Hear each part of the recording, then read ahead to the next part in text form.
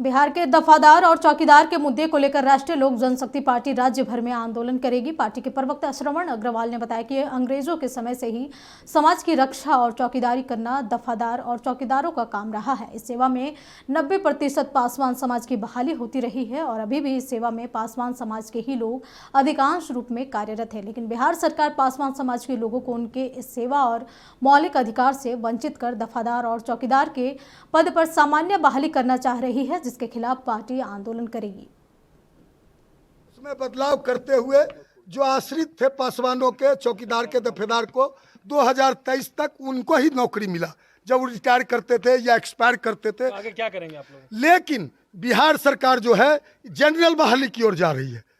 पासवान लोग, चौकीदार लोग और दलित लोग, दफेदार लोग सड़क पर हैं, साल भर से संघर्ष कर रहे हैं।